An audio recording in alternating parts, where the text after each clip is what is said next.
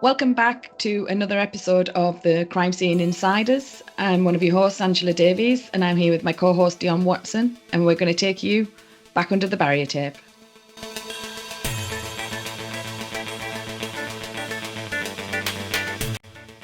Today, we are joined by Charlotte Thorpe, or she's better known as Charlie to her family and friends, so we're going to refer to her as Charlie throughout this podcast.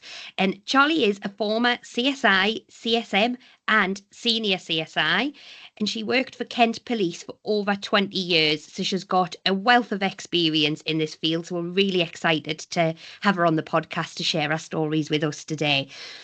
Charlie's worked on thousands of crime scenes and has led investigations and supported teams through some really challenging times. And she now is also a trainer for new CSIs coming through, so passing on our knowledge to our next CSIs, the next generation of them coming through. So to get us started, Charlie, we'll go right back to the beginning. Did you always want to be a CSI? No. No? No. Interesting. Funnily enough, I didn't really know it existed, to be fair. So, I'm 52 now, so obviously we're going back a couple of years when I was at university. So, I did sciences and maths at A-level. Was really fortunate enough to get a work experience at a pathology lab up at Westminster Hospital, which is now the Chelsea and Westminster Hospital, and managed to get a week's work experience in there because I was kind of like, I want to know what I can do. I'm interested in like biology, human biology, things like that, but I'm not sure I want to be in a lab. I'm not sure that's me. And the problem is, there's a 16, 17, 18-year-old or even a 20-year-old or possibly even a 50-year-old, you don't really know what you want to do. You don't know what you want to do you? That's true. and you don't know what's out there. You only really know what's out there through parents, friends, family, and their jobs that they do. So it's really difficult, and especially when you're like me and sciences and maths are kind of your thing.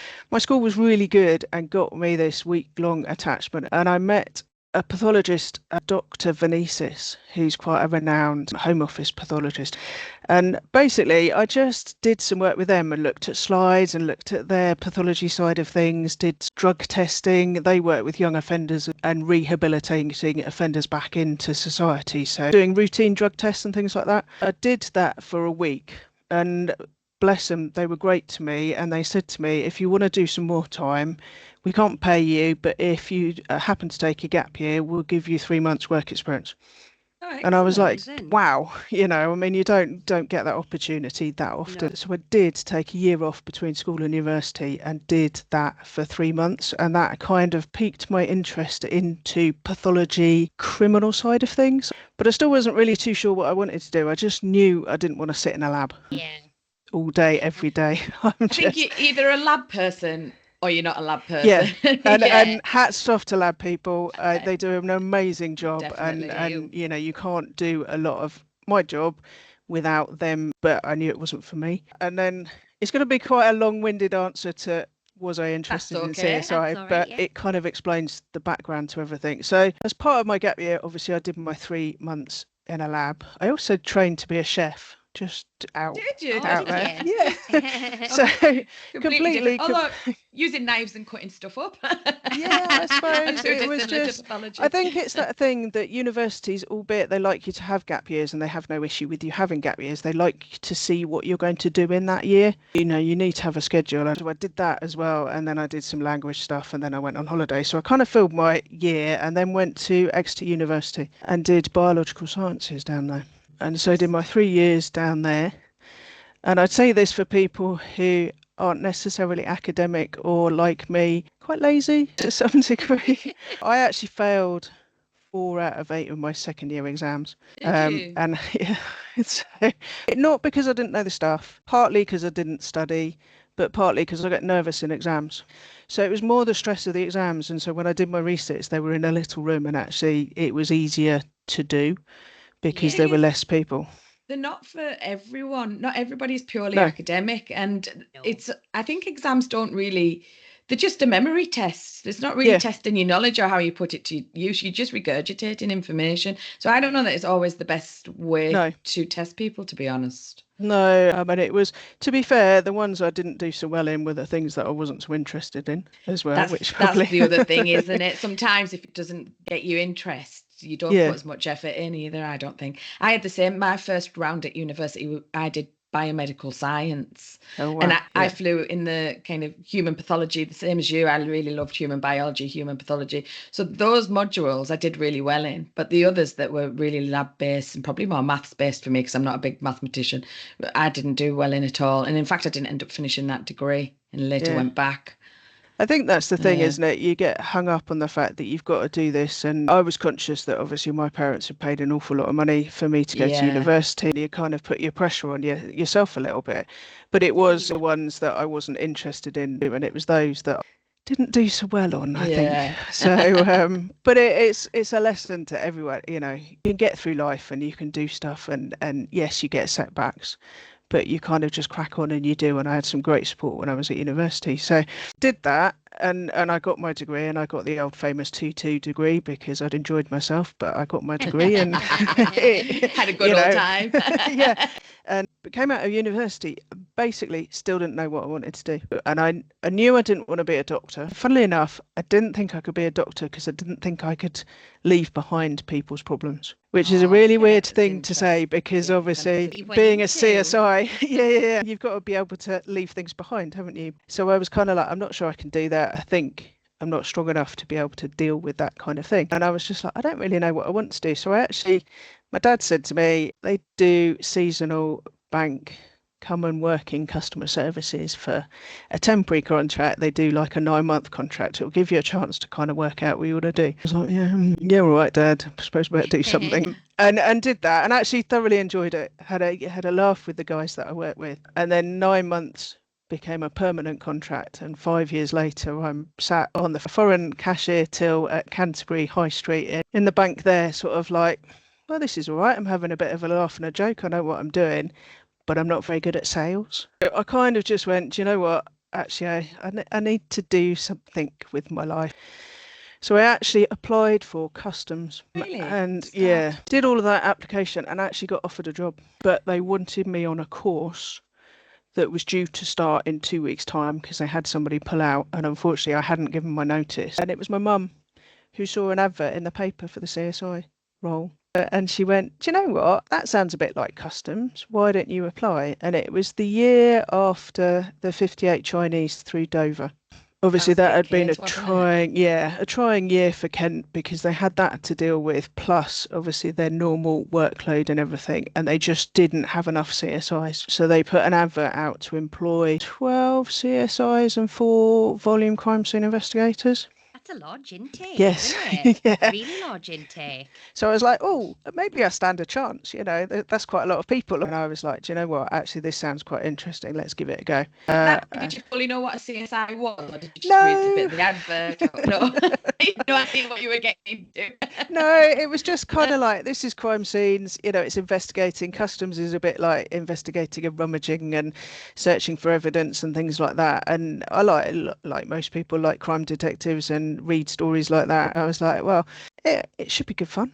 It should be quite interesting. I don't really know what you do. I don't really know how it's going to work out, but we'll give it a go. And if it doesn't work, it doesn't work. And if I don't enjoy it, I can leave and do something else. I think it was just a case of, it sounds like it should be good.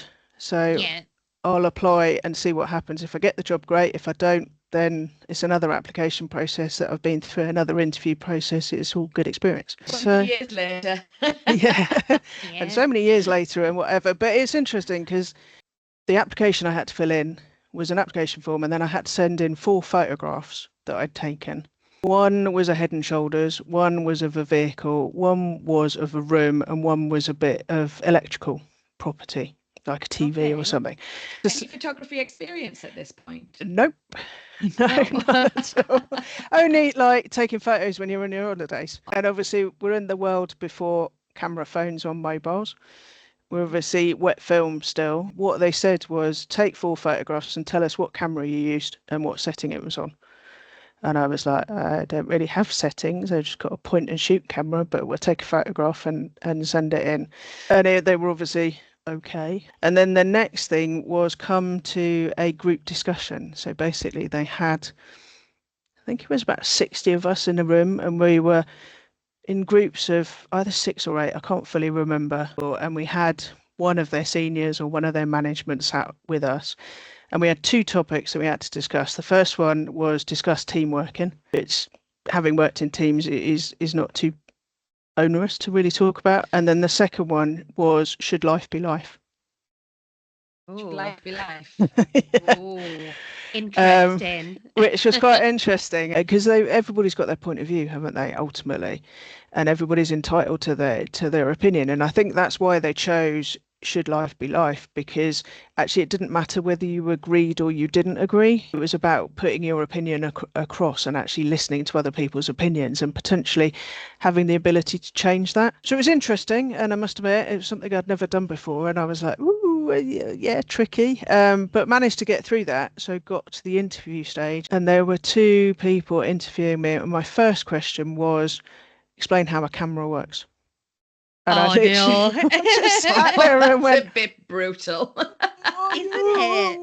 I've only had like snap and shoot. I remember waffling on about something. There was a lens inside, and it reflected light, and it went onto a film and exposed the film, and then it was the negative of the image that you were seeing, and stuff like that, and just babbled, and obviously babbled enough to some degree that it was all right. And then one of the other questions was, it was a Molotov cocktail they put in front of me. Obviously not a live one with petrol in it. Again, that would have like, been brutal. Here you go. Yeah. Here you go. Good Right, luck. run. See how fast you can run. But it was, look at that and see what types of evidence you can get from it. So you're going back to what you said about, did you actually know what CSI was about? I was kind of like, I don't really know. So I'm just going to have to go with what the detective novels and things like that are to think about what evidence I could potentially get. So I've obviously babbled about, you've got the wick of the rag in the top of the milk bottle, and then you've got a label, you could see a hair and you could see a fingerprint, and I was just like, little things like that, and other bits and pieces. But I obviously did all right because I got offered a job. But Talk it about was winging it. I know, Oh, yeah. absolutely winging it, because I Which in didn't really know. fairness is a skill that you need to be a CSI anyway. Yes. It is. Yeah. Well, it's thinking on your feet, isn't it? And ultimately, that's what you need to be as a CSI, is to think on your feet and think outside the box. So yeah, so I got offered a job, and that was in April 2001. So I started in August 2001. So in answer to your question of, do I always want to be a CSI? That's my very long-winded answer of no, but I did, and actually I enjoyed it. When you got in then, what kind of training did you have? It was all in-house. So Kent have got a CSI training facility.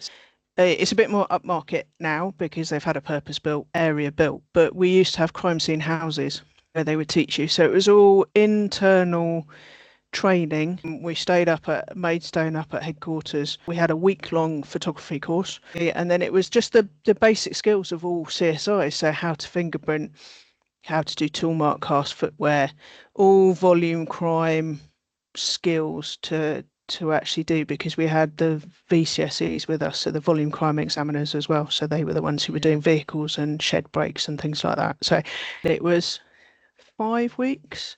And then we went out onto division for 5 weeks with a tutor, and you went with them to crime scenes, and you weren't allowed to do anything, but you could see what they were doing and see how they applied what you had learnt onto the crime scenes. And when we go back up to training school, when we learnt the rest of sort of the more complex side of things and put it towards the more serious crimes, so rapes, GBHs and all things like that, the crime scenes that we were examining and became more complicated. We learnt a bit more about scientists and what they did and other aspects like that. And then we sat our exam. It was a rape scene, and you had a scene to examine, and then you had to talk through like what samples you take from a suspect as well as part of the conversations. And then we got sent out to division with 2 weeks with a tutor. So we were doing all the work and they were there to support us and just make sure that everything was okay. And then you were on your own. So it's essentially all built in 3 months training. So you've got your classroom-based stuff, then you're going out as an observer, then further classroom stuff, testing, and then also then you going out but being observed. So you're doing the work at that point. Sounds like a good training program, actually. It is. I mean, it's changed somewhat now. All of their training is now done as part of the national approved training course. Could you remember your very first scene then, flying solo? I do remember my first day flying solo. So I did all my attachments in Margate, and then I got posted to Folkestone, which is where I was based. So it wasn't a million miles away, but it was a little bit further. And I remember walking in the office, and I was on duty for the Monday, and then I was Tuesday, Wednesday off, and then Thursday, Friday late turns out. I remember it vividly. There was 3 or 4 experienced CSIs, and then 3 or 4 almost brand new, CSIs. And I remember walking in, and our office was next door to CID, and the computer terminal, which was the old OIS computer terminal where obviously all of the crimes incidents were reported, was in CID. And I remember there was a girl sat in there, and she was looking and seeing what the tag jobs of the day were, because that's how you got your jobs. And she was like, we've got a rolling screen, which meant there were more than 8. So it was like, oh, here we go. And that was just for Folkestone and Dover. So I'm like, right. And she said, one of the girls is out at a murder and has been all night. We've got a stranger rape brewing, but we haven't got the info at the minute. And then we've got multiple sort of volume crime stuff. And she said, there's been a series of burglaries in Folkestone. Are you happy to take 3? And I'm thinking, oh God. And I was like, yeah, as long as I've got a map book, because obviously it was in the days before sat navs and mobile phones and all stuff like that. And she said, they're literally, none of them are more than a mile away from the nick. So I was like, happy days. Yeah, off I go. Tell me where I'm going, and I'll go. And I was like, as you do. And as I that first day. I know, because you're thinking, oh, I don't really know what I'm doing. I must know what I'm doing because they're allowing me to do it, but I don't think I know. And I went to leave the office as the girl who'd been at the murder scene walked back in, and she'd been on the course that started the month before mine. So she was the same intake as me. Yeah. Oh, wow. So she'd been with somebody else as well. Yeah, with somebody else as well. And she just looked exhausted. She just broke down into tears because she'd been up all night, and she was really struggling, bless her. And I remember walking down to the van thinking, what have I done? Oh my God, this is a nightmare. Somebody somewhere is going to think that I'm going to be able to do this at some stage. So anyway, so I go off to my first burglary, and I'm there. And it was we just got phones. Some of the CSIs have still got pagers, but we just got phones, and we had 2 phones for Folkestone, and it was like phone 1, phone 2. And it was like I was given phone 2 so that, in theory, less phone calls because everyone knew the main number but didn't always ring the second number. So I was like, right, and it rung while I was at the first thing, and I'm like, oh, no. And they said, you just stare at it like a hot potato, like, oh. And you were just like, oh my God, what's this? Oh, please don't ring me. And they phoned me up and they said, oh, there's been a murder overnight. And I was like, yeah. And they were like, can you do the post-mortem this afternoon in Dover? And I was just like, oh my God, what do I do? And I was like, and they were like, oh, Slap will be with you, who was one of the guys from Margate who I knew, and he'd done my second bit of tutoring. So he'd been my tutor for the last 2 weeks. And I was like, that must have been a little bit of a relief. I can breathe and I can do. And they said, he'll come to Folkestone and then you can travel together. And I was like, yeah, right then. Here we go. Still had the burglary to finish and went to the second one, and I was like, what about the rest? And they were like, the rest somebody else will deal with. And so I did a post-mortem on my first day standalone. Oh wow. Which was just amazing. Baptism of fire. And I was as you know, having been there yourself, you've got like a dirty CSI and a clean CSI, and the clean CSI does all the admin and writes all the bags and is the one frantically running around like a loon, and the dirty one just receives the exhibits and puts them in a bag and hands them over us. Well, I was the dirty CSI, and I was like, thank God for that. At least I can do this. And so that was my first day, was that. And one of my colleagues who joined up with me, She ended up doing the suspect on her first day, and we were working in the same office. So it was just like, do you know what? This is how it is. And then I had Tuesday, Wednesday off, went in for late 10 on Thursday, which was all right. And then on Friday, had a rape scene on the Friday evening in a basement flat. And Slack was on with me. So he was my shift partner in Thanet. So we had offices in Margate, Canterbury, Folkestone and Ashford. So that was East Division. So we had 4 CSIs on. So he was my counterpart in Margate. And I was like, I've got an offender. And he was like, leave the offender to me. I'll come over. Because in those days, we used to process the offenders as well. Yes. And I remember going to the scene and I was just like, and I was in my white suit, fully covered over, going, I don't really know what I'm doing, but I'll give it a go. And it had happened on the sofa. And I was like, right, so I know I've got to take the sofa and whatever. So took the cushions off the sofa, packaged them all up, and I'm like, they're not really fitting in the bags, and and there was a parrot in that bit, did they? And there was a parrot in the corner who kept squawking at me because obviously I was dressed all in white and it didn't like me and I wasn't used to the house, and I had no signal, so Slack was trying to ring me to make sure I was all right, and I didn't have signal on my phone, and I was just like gaily doing what I needed to do. And anyway, brought all the evidence back, and he was like, why have you got so much? And I was like, well, it happened on the sofa, I need to take that. And he went, you do know, like, cushions on sofa have covers and you can just unzip them and take the cover. And I was like, no, I didn't, but I do now. Not made that mistake again. So, these big like cushions I could have put into a little bag because I could have just taken the covers off. But so little things like that. And that rape case, and I think it's well known, a lot of sexual offences don't make it to court, and they don't get positive outcomes. But actually, that one, my first ever rape scene, was a positive outcome, and the guy got imprisoned for 7 years, I think it was, for a domestic rape. And you kind of think, oh, actually, your first ever rape scene and you can do it. So in my first week, I did a post-mortem and a rape. Wow. Literally threw you in at the deep end. But that's the best way, because I'd speak to other colleagues, and when we went on our development course, we had to do a presentation about one of the cases that we'd worked on that had some, I don't know, either interesting bit of evidence or something unusual or whatever. And one of my colleagues, she was like, I haven't really been to anything that I can talk about. And that was a year and a half later. Oh, so wow. Just because she was based up at Sittingbourne, I was obviously down in Folkestone, and we just seemed to get more crime.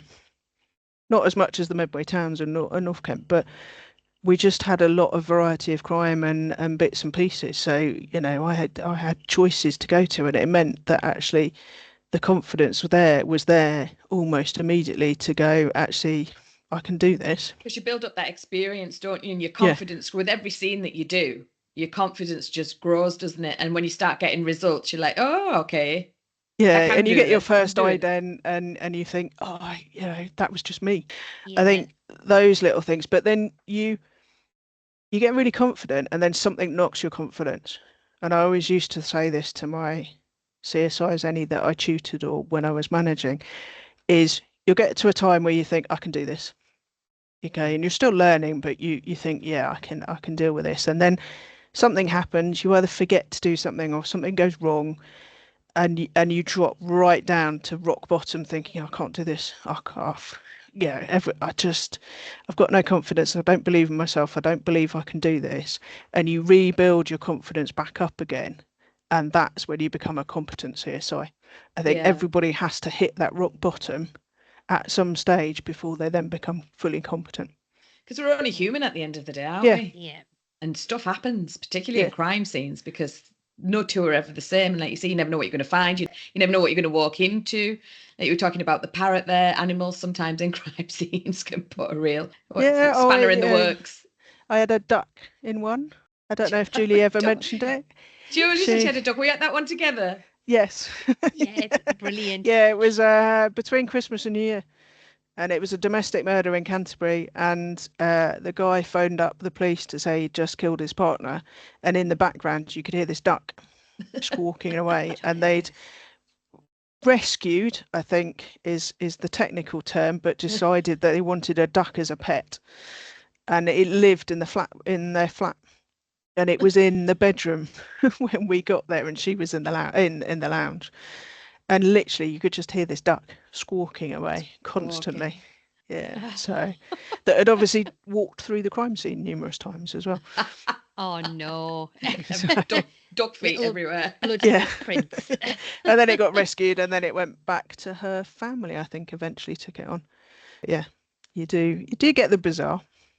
You really do. Can I just take you back to that first week and your first post-mortem? Had you seen any dead bodies in training? Like, had you been through a post-mortem or something in training to see if you could do it? Or was this your first one So this was live? I can't remember, if I, hand on heart, I can't remember if I did any when I was out on division while I was training. But the first dead body I saw was when I did my 3 months attachment up at Westminster Hospital. And me and the receptionist at the pathology lab were both kind of, we've never seen a dead body. Let's almost hold each other's hand and go and have a look, because at some stage or other you've got to do it. And we went to a funeral home, and I think you'll never forget your first dead body to some degree. You'll never forget a lot of them, but your first one is one that you'll always remember. And it was an elderly gentleman, and he was ready to be seen by his family, so he was dressed, and we both kind of came away and just went, that was really weird, because he looked real, because obviously he'd been made up, he was wearing clothes, and he was real at the end of the day. He just wasn't alive, unfortunately. But we both said we were expecting him to turn to say hello, because he looked like he should do, at the end of the day. And obviously the embalmers and the funeral home had done their job such a good perfectly. Job. Yeah. How they should do. And because there had been some issues with one of the girls on the course before me who got really stressed out about the thought about going to a dead body. So much so she just wouldn't take the main phone in case it rung, because obviously that would be the phone that would ring if they needed somebody to go to a death or something. If she was on shift by herself, she just got so worked up that she just couldn't deal with it. And in the end, she stopped being a CSI, but she's now a fingerprint expert. So she moved into the fingerprint field. So she retained her experience, but moved into a different field, because she just realised it just wasn't for her. And you don't know that until you start doing it. Yeah. So on my course, they took us to Medway Maritime Hospital, where we got to handle a dead body. So there were 2 people there who were about to have routine postmortems, and they allowed us to basically, in pairs, either lift them from the mortuary table to the floor onto a sheet, or lift them back up again. So you got a chance to actually handle them. And then we got to see the routine postmortem. So I'd kind of seen one before the major crime one, but that was probably it. I'd been to a couple of deaths when I was being tutored, I know that. I had a guy who tried to commit harikiri, so he put a samurai sword through his stomach. But unbeknown to him, he missed absolutely every vital organ, so he's still alive, or he was still alive. Then I know, bizarre That's scene. That's gonna hurt, yeah. Bizarre scene to go to. And then I had, unfortunately, a lady who was swimming in the sea off Broadstairs who potentially had a heart attack or something and died in the sea. And she used to swim every single day off Broadstairs, and just obviously this day it just wasn't meant to be. So I'd been to a couple of deaths while I was being tutored, but I hadn't done a full home office PM. So I didn't know what it was going to entail. Didn't quite know what to expect, but you knew you could handle that that side of it, that death part. I think it's that fascination of the human body. I think from then on, any postmortem I went to, I'd be always asking questions. What does that do? How does that work? What's this? And I remember other times where my old boss, his dad was unfortunately unwell, and he said to the pathologist, this is what my dad's got. I don't quite understand how it works. And he went, well, this is this bit, and this is what that does, and this is how it links, and that's what it does, and this is why it's not working.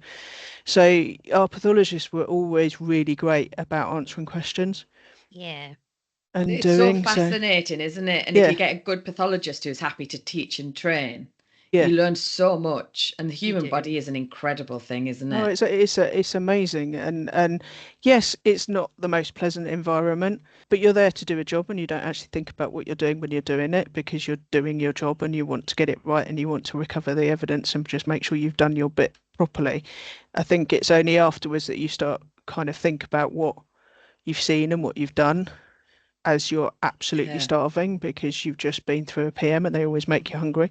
Yeah, they do. We always say that. Yeah. You always got the munchies when you come out, and it's bizarre. It's always been like that. Thing, but you do. And I, as a manager, would always take to my mortuary for afterwards cakes and biscuits for the team, for anybody, but also for the mortuary team, because actually those guys and girls do an amazing job. And they will do anything for you ultimately. And I always think you look after them and they will look after you. So I was always known for the fact that if I was doing a PM, if I had to call them out for a weekend or whatever, they were like, what cakes are we getting? What, because they would know I'd always bring something in, because you get hungry.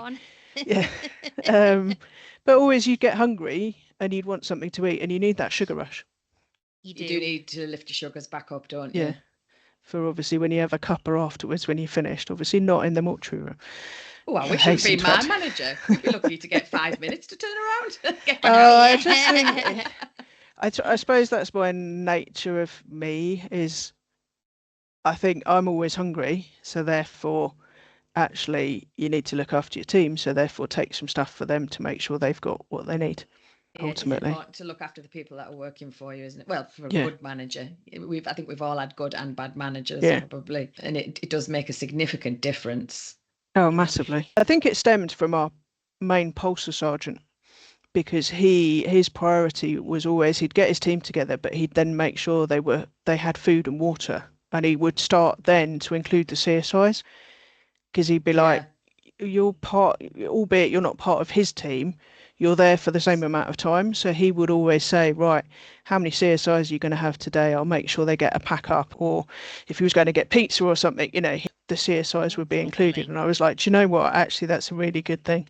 I remember when we were in training, we were at uni in training, and we had a team building exercise, and we were given a crime scene scenario, and then we were given a list of stuff that we had to make sure was there. Something had happened somewhere out in the middle of nowhere. The weather wasn't very great. It was cold. It was raining, and it was just complete kit and equipment that a CSI would take. And then also it had things on there like a flask of tea, some sandwiches, things like that. And it was really interesting at the time, because people were thinking about protecting the crime scene and making sure you had the kit to do your job.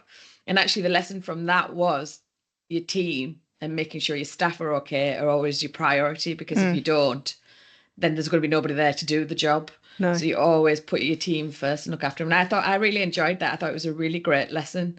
I think it's essential, isn't it? I mean, I learned the hard way. I was out at a scene, I think, all day or all night or something, and I hadn't taken food or anything with me, and I'd got no money with me. Yeah. So it was like I would always make sure I'd got like a £5 or a £10 or 20 quid or whatever in my warrant card, because I was like, well, I've always got to have that with me to prove who I am.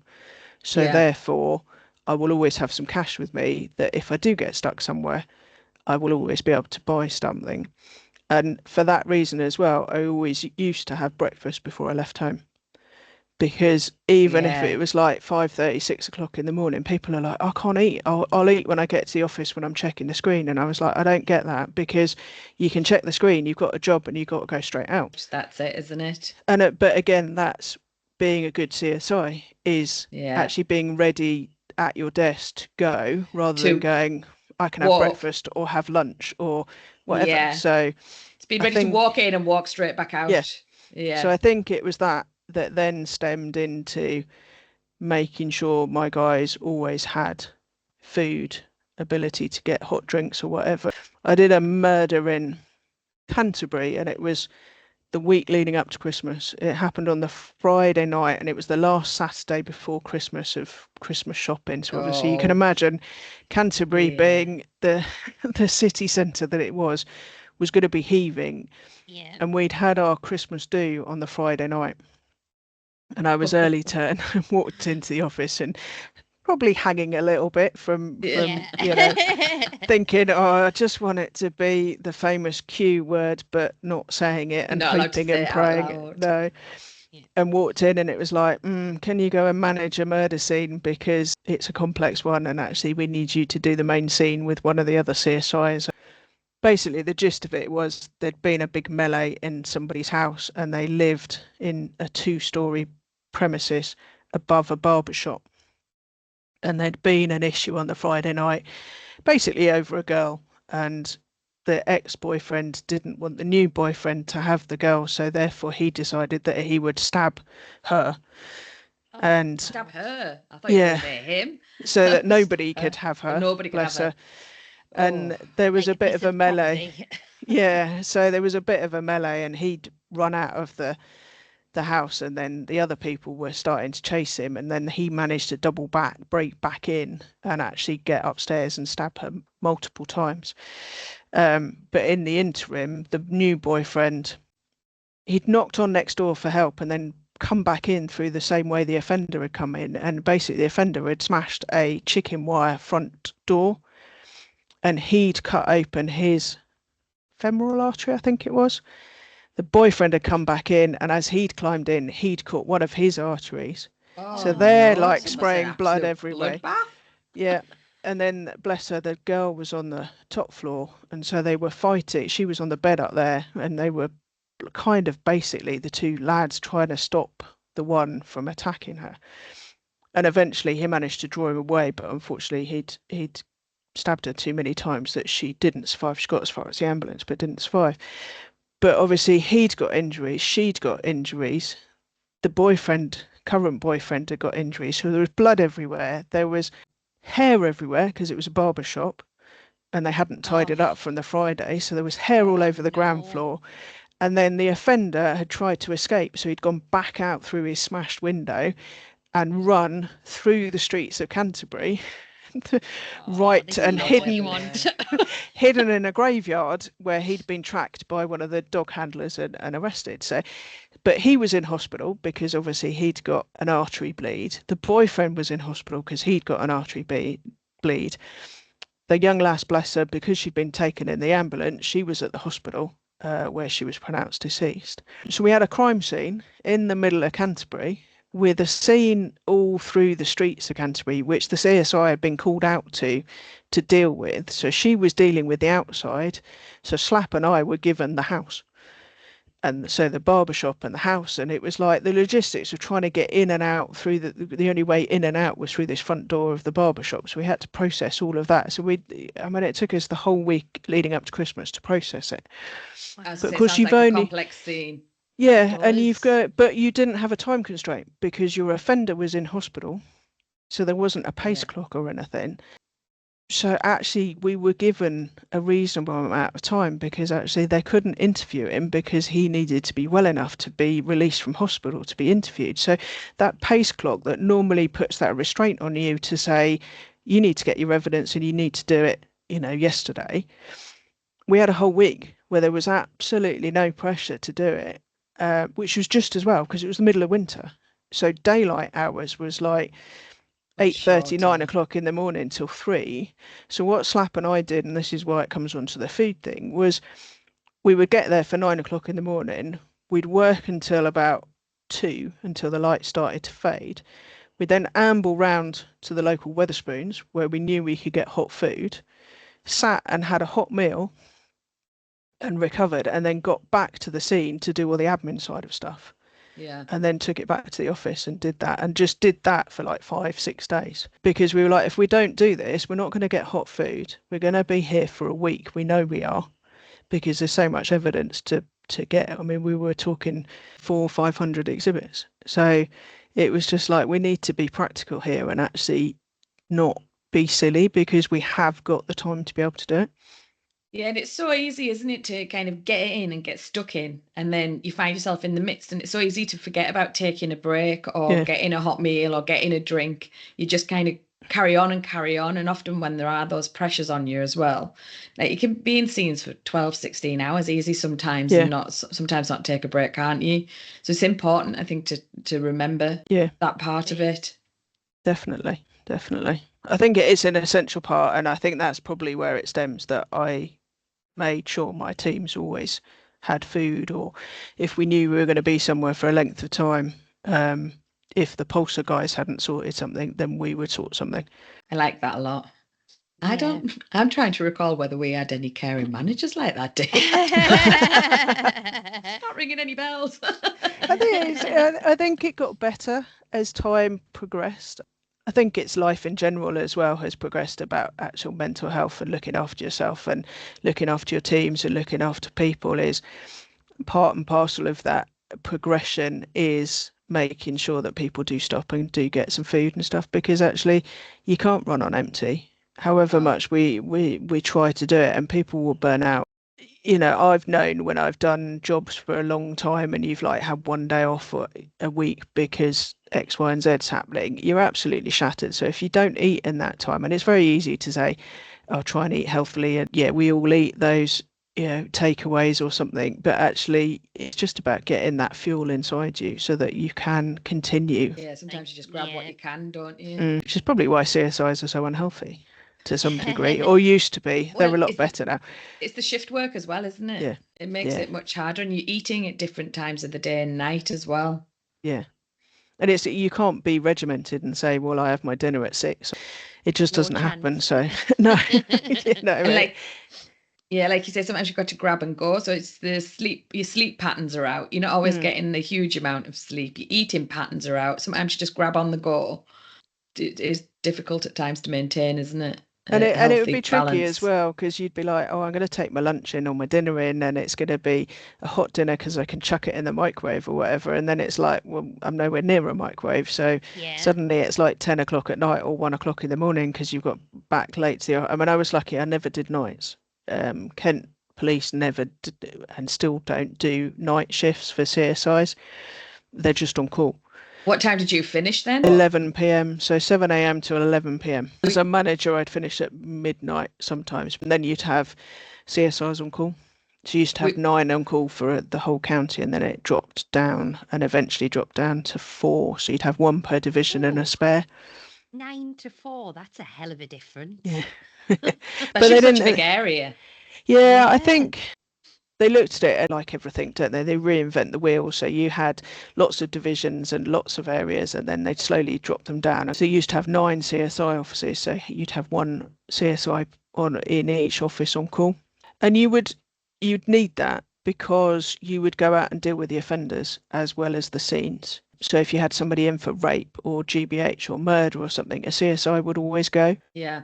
To deal with them. Then that started to slacken off a bit, that actually the custody nurses would take a lot of the samples, and your detention officers would take a lot of the samples, and you didn't need an FME because the custody nurse would do it, not the FME. So you wouldn't call out a CSI. So the number of call outs started to dwindle, and it would only be serious crimes. So it would only be sexual offences, suicides, unexplained deaths, sort of murders, death in custody. So a lot of the stuff that they used to get called out for, they weren't being called out for. So when they looked at the figures, it was like, actually we're paying people 25 quid a night to be on call, and actually it's very rare that we use more than 3.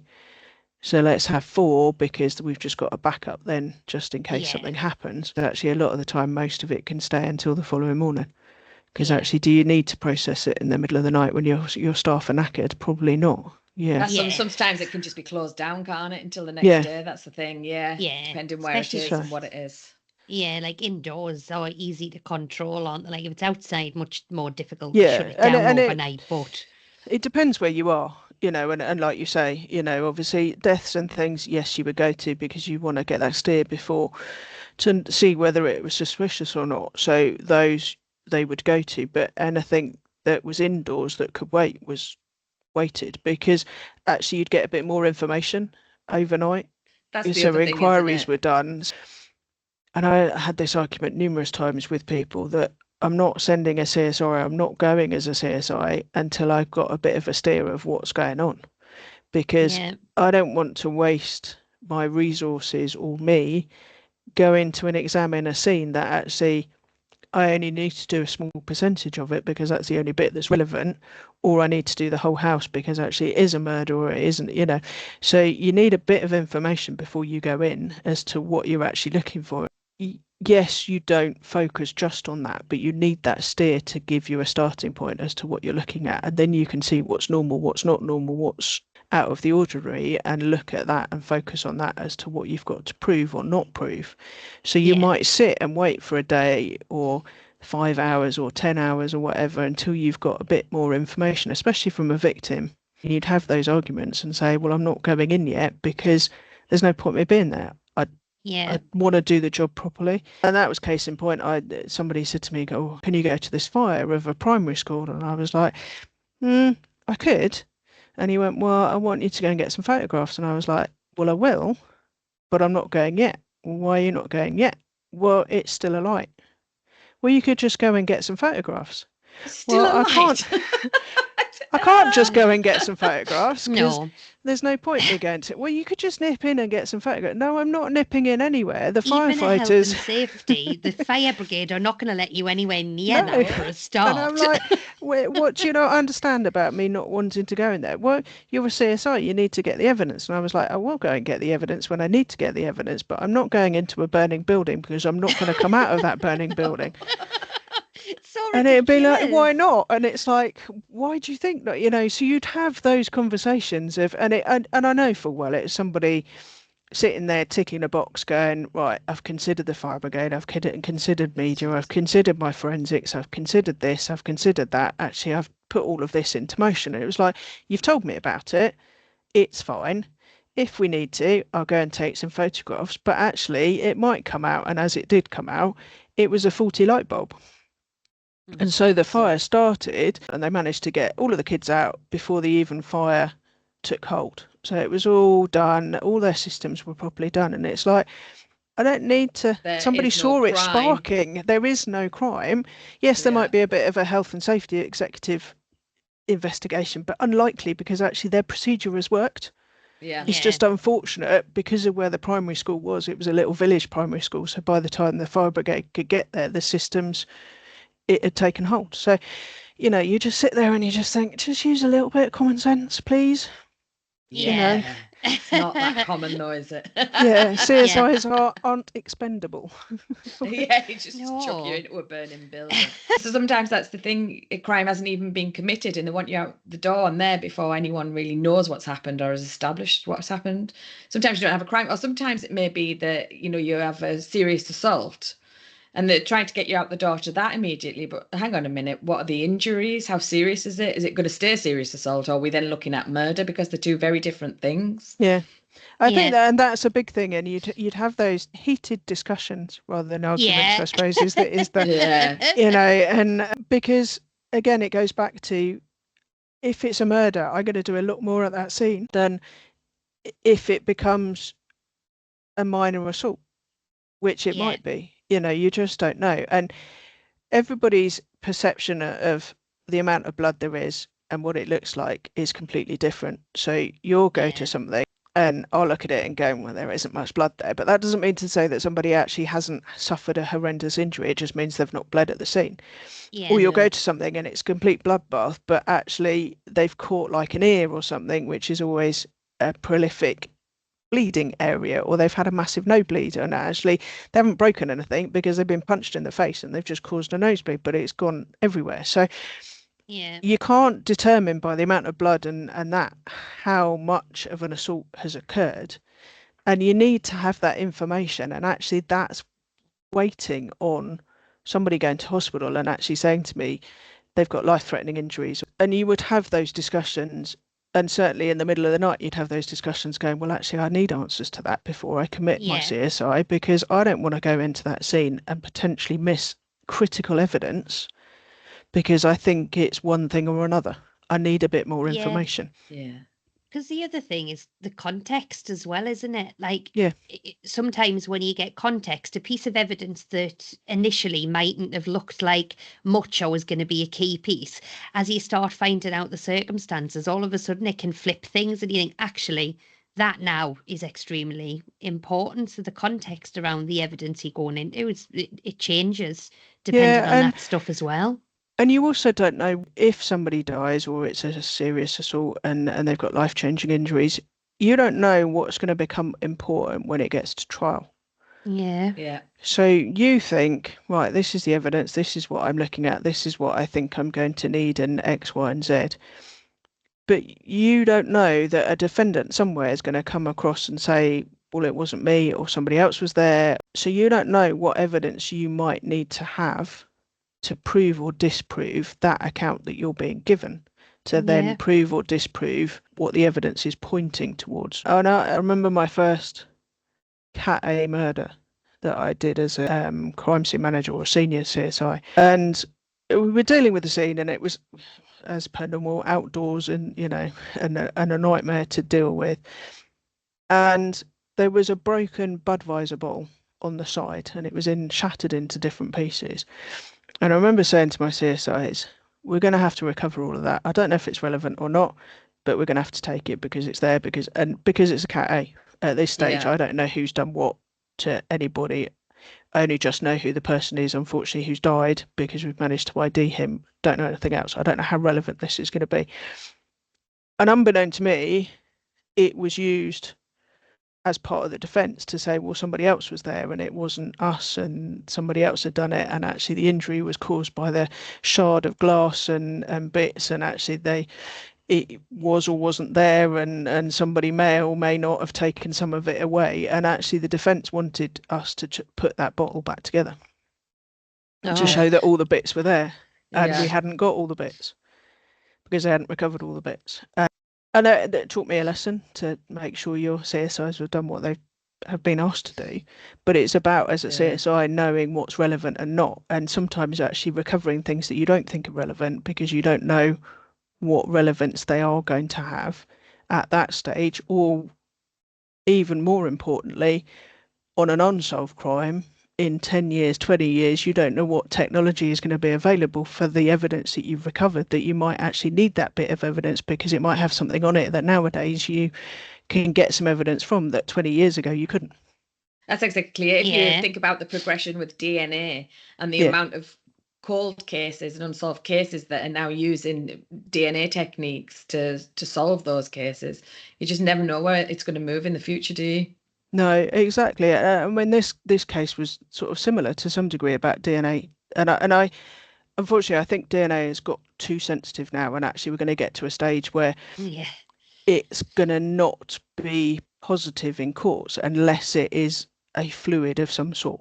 Because I think touch DNA and secondary and tertiary transfer of DNA has got so easy to find that it actually overcomplicates things. So in this instance, the guy had been stabbed multiple times. When we got to him, his pockets had been turned out. And it was like, well, this is a bit weird. Is it a robbery gone wrong? What's the logistics behind it? And you could tell the pockets had been turned out because one of the stab wounds went straight through the pocket. So obviously you knew that his pocket was inside when he was stabbed, and then it had been pulled out because obviously the wound had gone straight through. And we got a girl's DNA on the pockets. And it was like, well, that's a bit weird because we think our offender is a guy because it's all over drugs and money and various bits and pieces. And it was actually secondary transfer because he'd been in bed with the girl, his girlfriend, before the offence had occurred. So he'd got her DNA on his fingers that when he was ruffling through the pocket, obviously her DNA transferred into the pocket.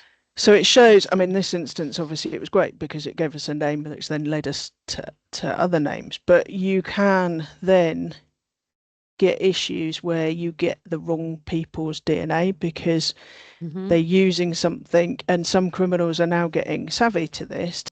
So I think technology is great, but it's got too great in this instance because a lot of the results nowadays are mixed profiles.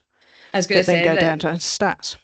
It's increased significantly, hasn't it, the amount of mixed profiles that are seen these days because of the level of sensitivity. Yeah.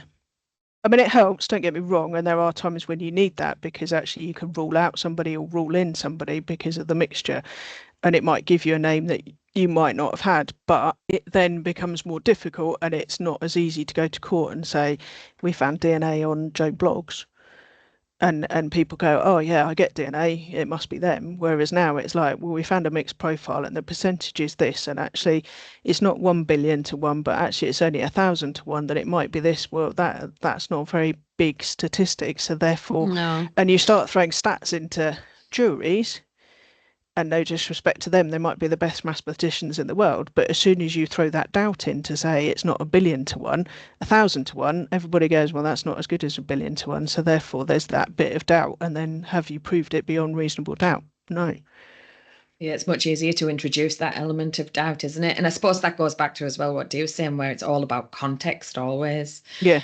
When we've been teaching students, we always talk about the context, because I think people think you get a fingerprint and you get some DNA and you get an ident. That's it, case solved.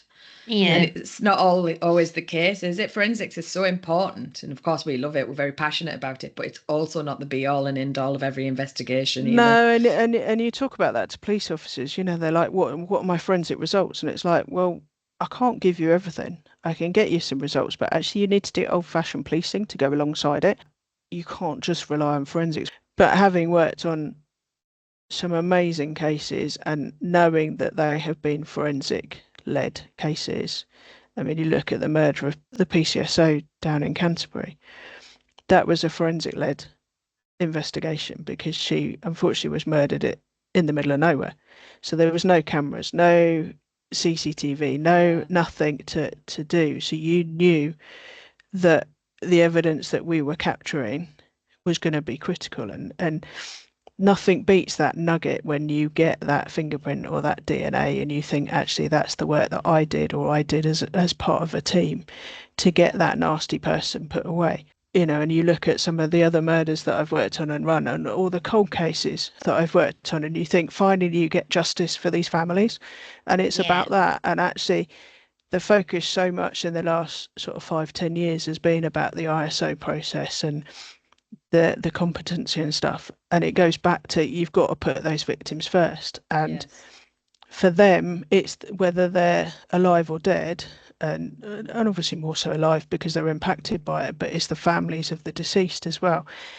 It's the be all and end all in their life about that, and you need to do that job to the best of your capability to try and get those nasty people put away, to make sure that it doesn't happen again to somebody else, and that is the focus, and that's where the focus should be of policing in general and of the CSI world. And unfortunately, because policing has taken the hit that it has, and the police officers are not being looked after, and there's certainly not enough of them, it means that they can't do their job to the ability that they want to do it, because they're running from pillar to post, because again they're pulled down by admin as well. But it also means then that the CSIs can't do what they need to do, because the constraints are sometimes that the police officers can't help them because they haven't got enough of them. So you're trying to have a scene guard, and actually that scene guard needs to go off to the next call, and you need your scene guard to protect your CSIs. But so it's just that balancing act, and you just think actually the money in the public sector needs to go back in, because the world's just going crazy, and we're investigating things that don't need to be investigated, that shouldn't actually come anywhere near police forces, but we're doing all of that, which is detracting away from the crime and actually solving. Everything is now reactive instead of proactive. So gone are the days, gone are the days where your police officers would be out doing stop checks on their local criminals and things.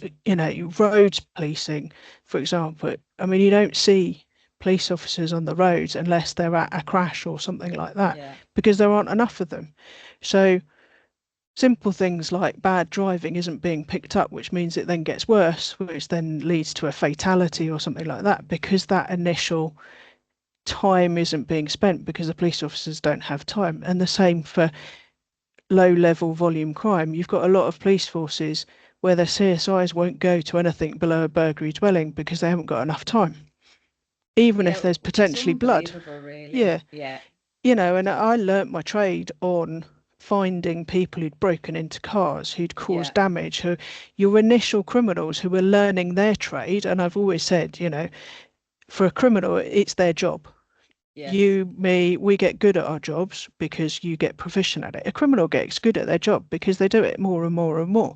And for them, it's a job. And you would occasionally have banter with some of the criminals who were career criminals because they'd know it's a game, and sometimes you catch them, sometimes you wouldn't. You'd get them eventually, but they'd have a bit of a banter with you and laugh and a joke. And actually, even if you met them in the supermarket, you'd have a bit of a laugh and a joke with them because they're not committing crime at the time.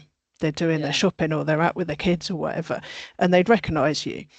And you'd have that laugh and a joke with them to some degree. But as soon as they started committing crime, then it becomes cops and robbers for, the old cliche, and it became their job. So you'd say to people, these people don't care about you yourself as a victim. They are doing a job. And they are quite good at their job. And actually, each time they get to a job, they are learning their job and they get better each time they do it. And I remember there was a career burglar who hit, I think, 120 houses down Hythe, Ashford Way.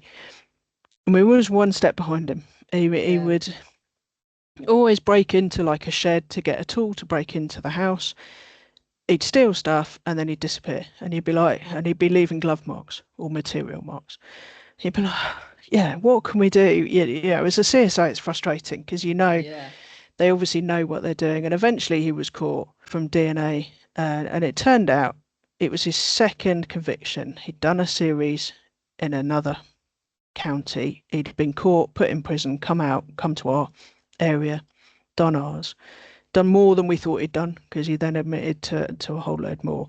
But he used to go around and he'd wear 2 pairs of socks, and he would take his second pair of socks off and put them on his hands as gloves and use those as gloves.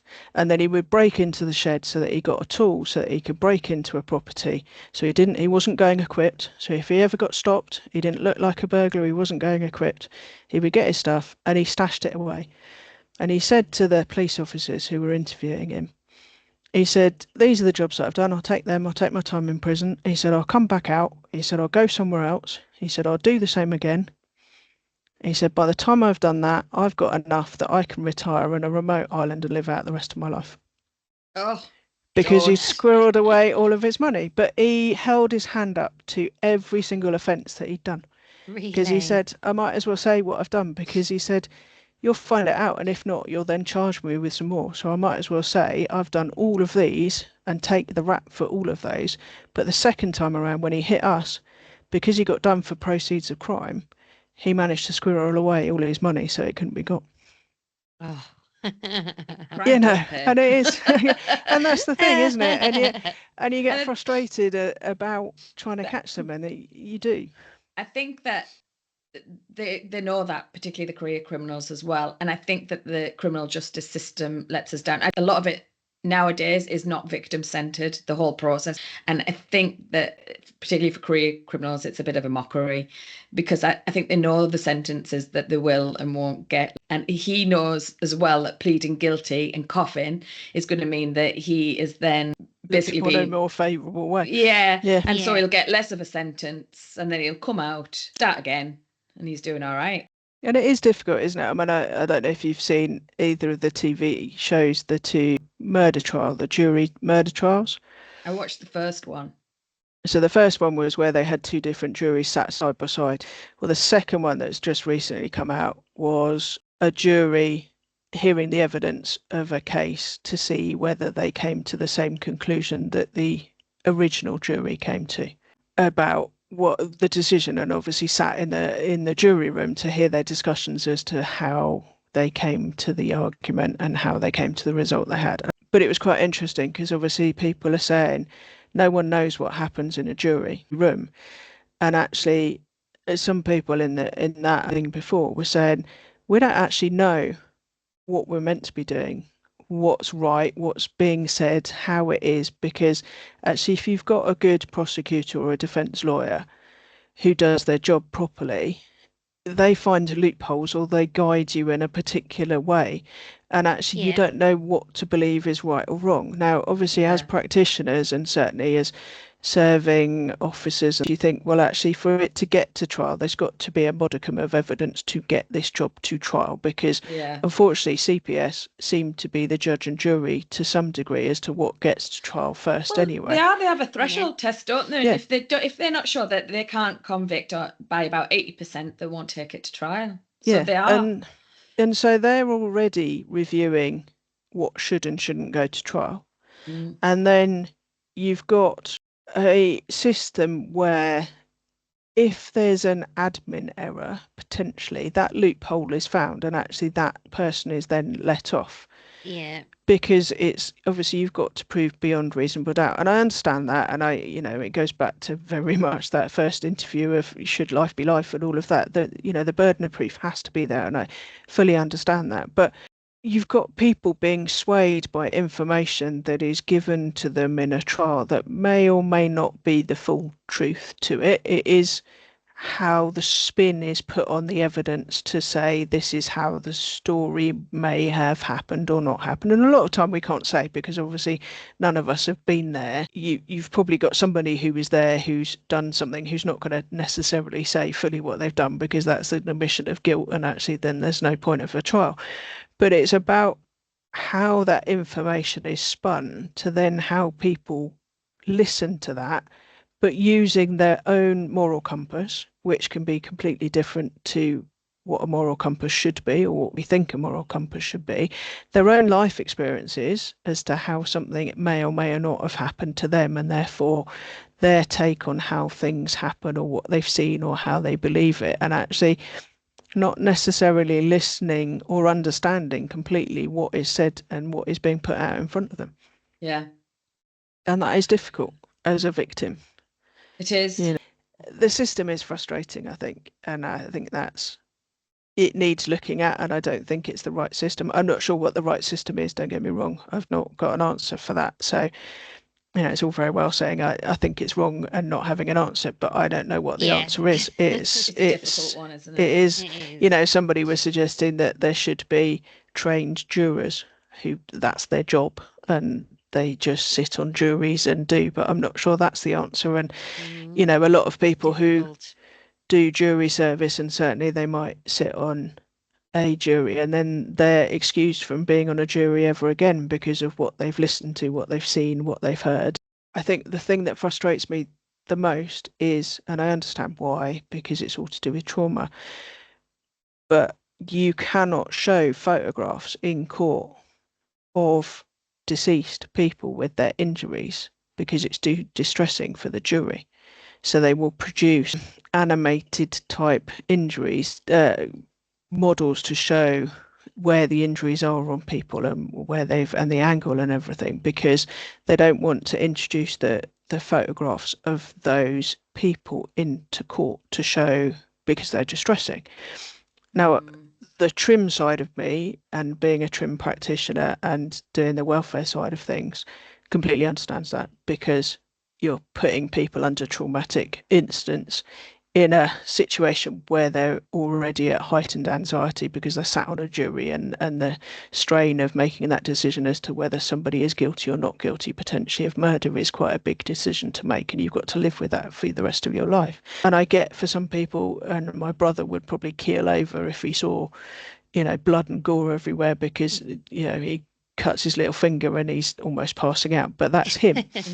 And there are other people like that, and I do understand that you can't do that, and family are in there. It's not right for them to see a lot of the stuff that we would see, but from an impact point of view, I think it's quite important that that's there. But if you say to somebody who isn't accustomed to what we deal with, their throat was slashed from side to side or whatever, you can't imagine what it looks like. Most people can't imagine what it looks like. And I know it's glorifying it to some degree, but actually it helps you see the level of injury that has been inflicted. If you see an animated model where, a stab wound has gone in here and it's this long and it's that angle, and then another one's gone in here and it's this angle, you still don't really get it because it's just an outline of a person with various injuries on it.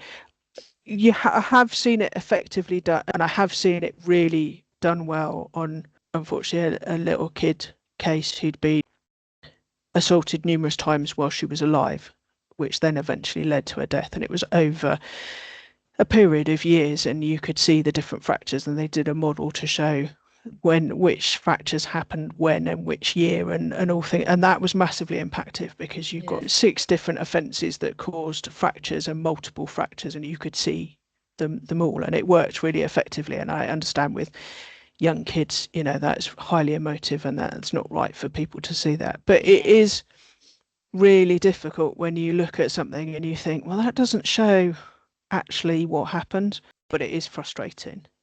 But then if you went the route of having qualified jurors, could you put them through multiple traumatic photographs, because they always say photographs were worse than the real thing, which I think to some degree I agree with.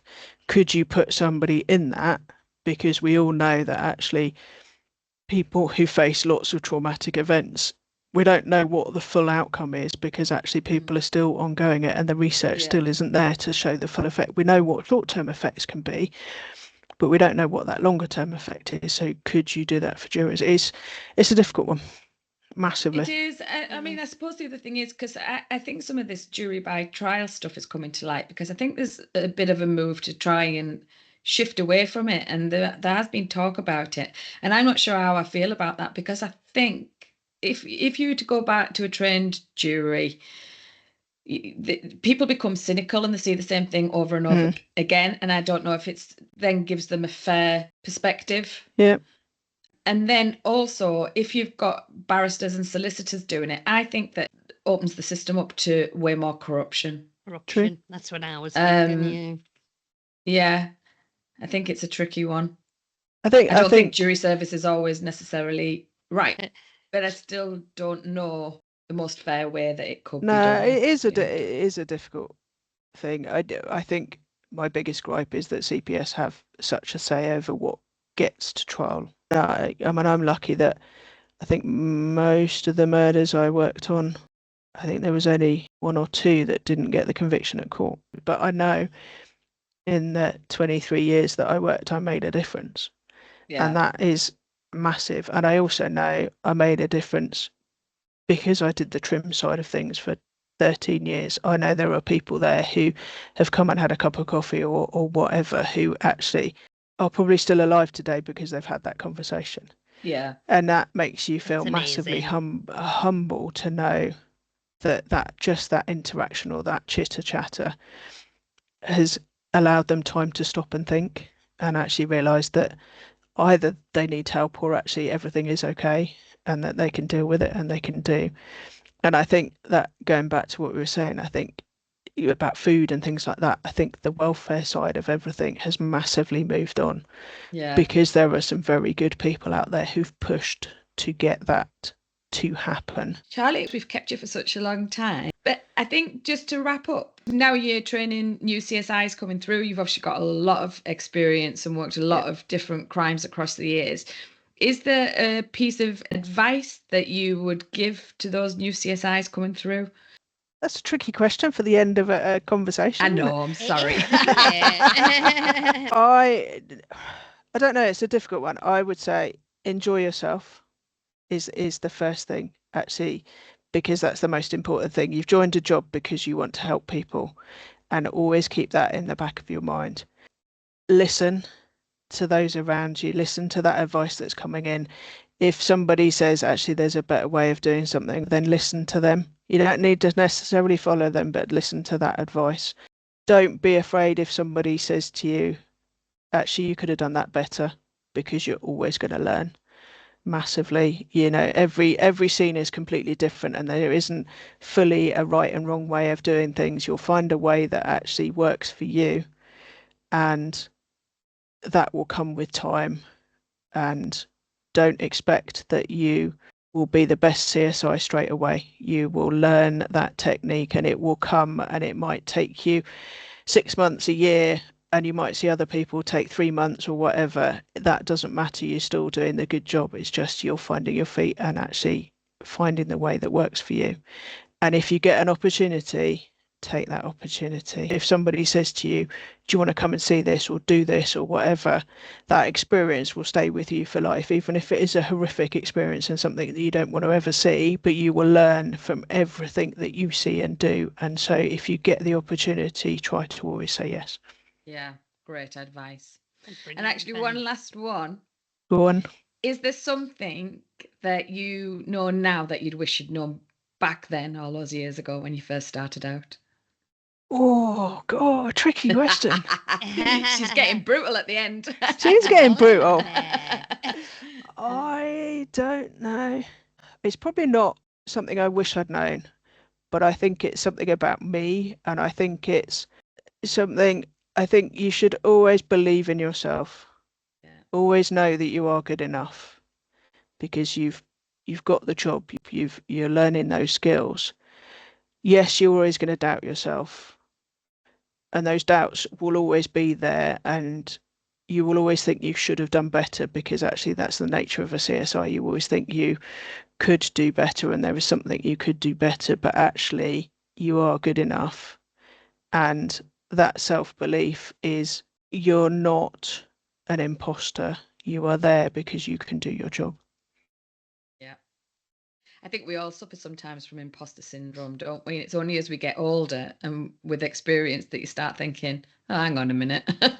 I think that's the thing, isn't it? And I've had numerous conversations over the years, obviously, as I do, and always thought I wasn't good enough to do stuff. Didn't want to get promoted because I didn't think I was good enough, even though I knew I was good enough deep down.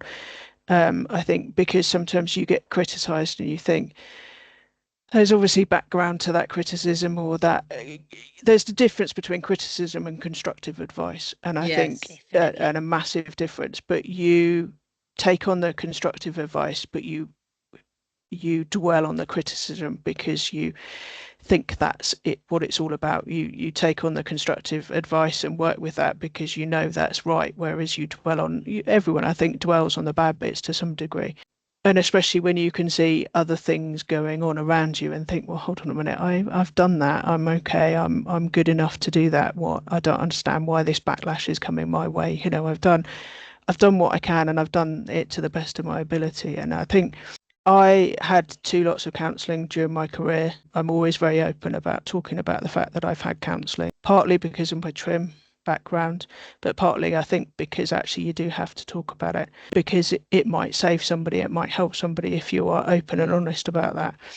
One of it was to get back to work after losing both my mum and dad in the space of 5 months, and I wanted to get back to work, and it was about trying to get back to work to prove I could work still. And then the second lot was when I decided to leave, and I was quite disgruntled with my career in general and the policing and the CSIing, and just thinking, I think it was that I'd had enough and that I wasn't good enough, and actually it didn't feel right, and I felt I probably wasn't valued to the degree that I thought I should be, to some degree. Yeah. Even though I'd won Kent Police Staff Employee of the Year in 2023 for my work on major crime. It had come from major crime, and it hadn't come from my own management team. And I think it was the recognition from another area that actually I am good enough for what I do, and that is that understanding. And so my second lot of counselling was about, I'd decided the time was right to go, and financially, because of mum and dad, I could go to some degree, even though I still work now ultimately. That counselling got me into a place to recognising actually that I was a decent person. I had done a good job, and actually I should be proud of what I've done and the difference I've made. And actually not everybody can see that all of the time, and I think you always dwell on the things that you got wrong and the mistakes that you made rather than the good things that you did. And that will always bias, isn't it? Somebody can say 10 good things to you, but then one person comes and says one bad thing, and our brains just go into overdrive, and it's that one negative thing that we focus on.